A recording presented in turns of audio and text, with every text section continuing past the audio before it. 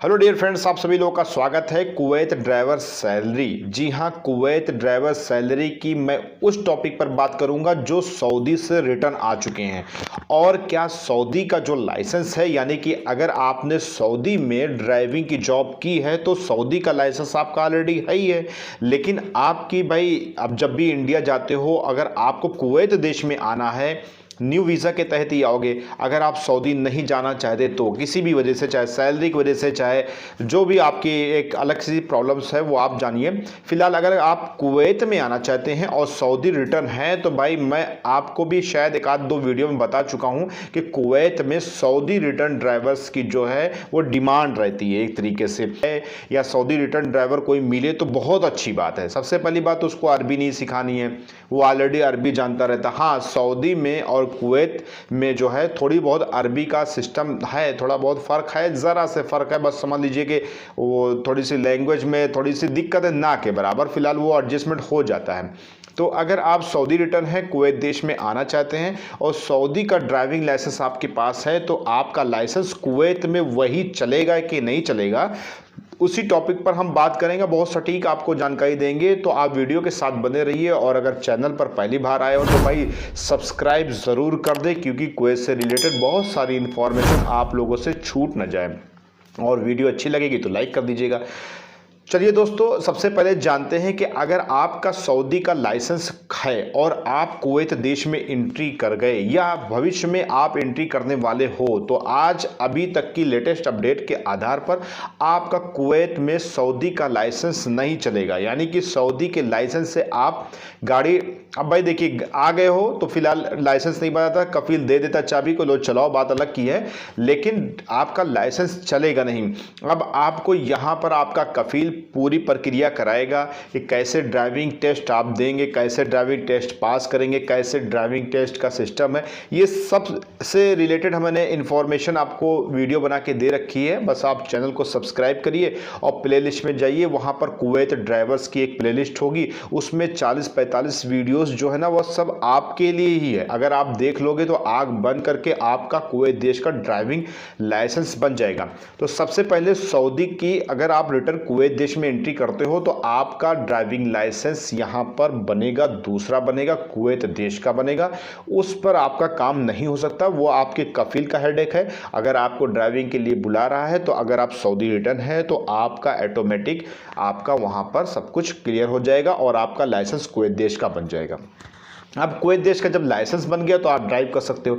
अब दूसरे टॉपिक पर हम बात कर लेते हैं कि अगर आप सऊदी रिटर्न हो या सऊदी रिटर्न हो इंडिया में हो या सऊदी से मेरी कोई वीडियो देख रहा है, तो कुवैत देश में जब आप एंट्री करोगे न्यू वीज़ा के तहत, वही सेम प्रोसेस के तहत उससे रिलेटेड भी मैंने भी बहुत सारी वीडियोज़ बना रखी है। आप बस चैनल को सब्सक्राइब करिए और पिछली वीडियो जाके देखिए, आपको बहुत सारी इन्फॉर्मेशन मिलेगी कुवैत देश से रिलेटेड। तो अगर आप सऊदी देश से रिटर्न है और कुवैत देश में न्यू वीज़ा के तहत आ रहे हैं भाई, तो आपको अरबी तो मालूम है, ड्राइविंग भी मालूम है, आपको 3-4 साल का एक्सपीरियंस भी है, आपको गूगल लोकेशन भी मालूम है। दरअसल कुवैत में भी गूगल लोकेशन की बात आई तो मैं आपको बता दूं, कुवैत में बगैर लोकेशन के आप कहीं जा नहीं सकते, क्योंकि बहुत ही कंजेस्टेड और समझ लीजिए कि एक सिटी टाइप का है पूरा ही ये सब मामला है। कुवैती भी बगैर लोकेशन के नहीं चलते हैं, चले जाएंगे लोकेशन से, आएंगे बगैर लोकेशन की, वो बात अलग की, क्योंकि सही जगह पे सही टाइम पर पहुंचना आप लोगों के लिए बहुत ही ज़रूरी होता है। इसलिए मैंने how to use Google map in Kuwait की मैंने एक वीडियो बना रखी है, उसको भी आप जाकर के डिस्क्रिप्शन में लिंक मिल जाएगा, आप जाकर के देख लीजिएगा। कुवैत देश में आप गूगल मैप के ज़रिए से कैसे अपनी गाड़ी को ड्राइव करोगे, बहुत सारी छोटी छोटी जानकारियाँ को समेट करके बहुत यूनिक चीज़ हमने बताई है, उसमें आप जाके देख सकते हो। तो सऊदी रिटर्न ड्राइवर की सैलरी अगर कुवैत देश में एंट्री करते हो, इस टॉपिक पे चलिए हम बात करते हैं। सऊदी से भाई रिटर्न हो, आपको क्या मिल रहा था मुझे नहीं मालूम, क्या मिल रहा था वो आपको मालूम है।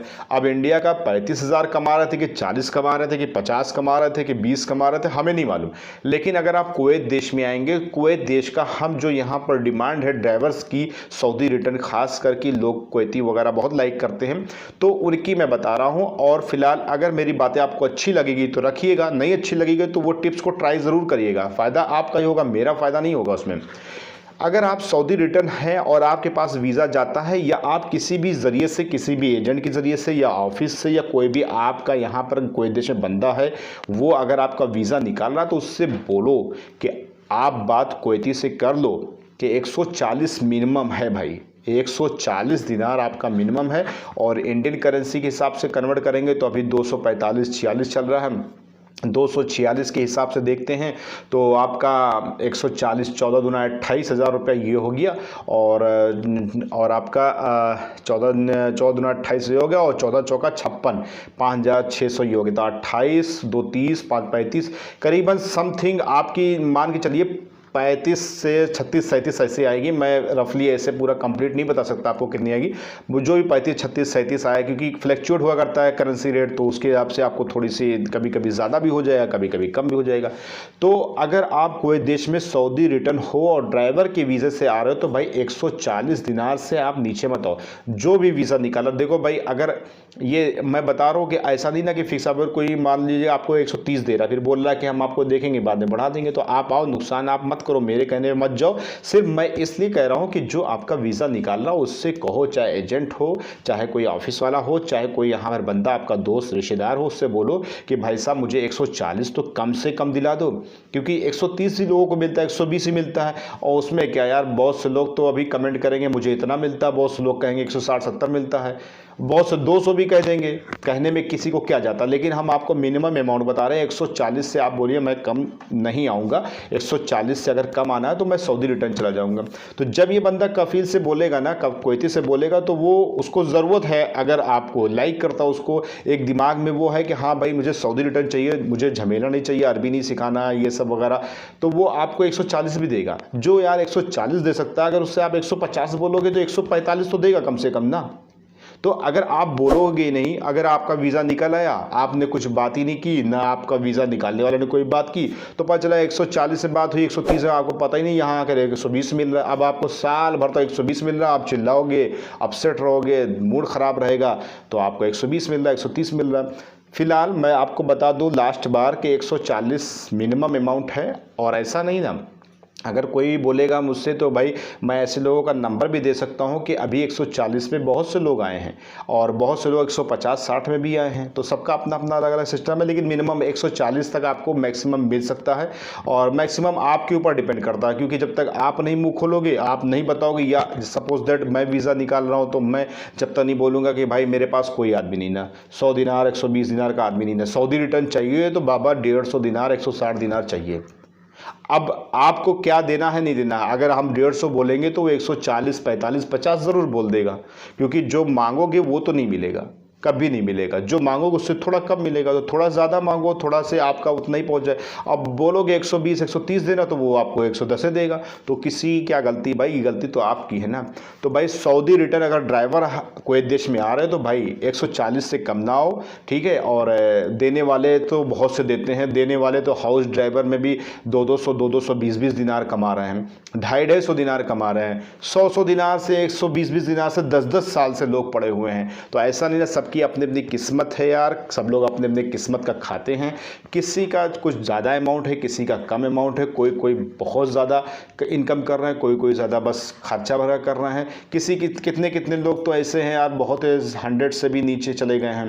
तो फिलहाल अब क्या करोगे किसी के साथ, अब कभी कभी कोई के कफील भी अच्छा नहीं मिलता है, और यही सब प्रॉब्लम्स रहती है। फिलहाल अगर आप सऊदी रिटर्न हो तो नो डाउट मैं लास्ट बार और कहूँगा कि आप एक 140 के ऊपर ही आने की कोशिश करो, बोलो कम से कम। अगर नहीं देगा तो बोलने में क्या हर्ज है, लेकिन 140 से कम ना हो, 130 ही मिल रहा तब भी चले, और कोई दिक्कत नहीं। आपकी और भी बहुत सारी इनकम छोटी छोटी होती रहेगी, उससे आप एडजस्ट कर लोगे। और नो डाउट आप आइए, मोस्ट वेलकम है। और वीडियो कैसे लगी लाइक कर दो भाई, और चैनल पर ज़रूर अगर आप पहली बार विजिट कर रहे हो तो सब्सक्राइब करना मत भूलिएगा, क्योंकि कुवैत से रिलेटेड बहुत सारी इन्फॉर्मेशन आप लोगों से छूट ना जाए। और बेल आइकन को ज़रूर प्रेस करिए, और ऑल वाले पे ज़रूर बटन दबाइए, जिससे सारी वीडियोस आप तक पहुंचे सबसे पहले। मिलते हैं नेक्स्ट वीडियो में नई जानकारियों के साथ, तब तक दुआओं में याद रखिएगा भाई। सलाम, नमस्ते, सत श्री अकाल।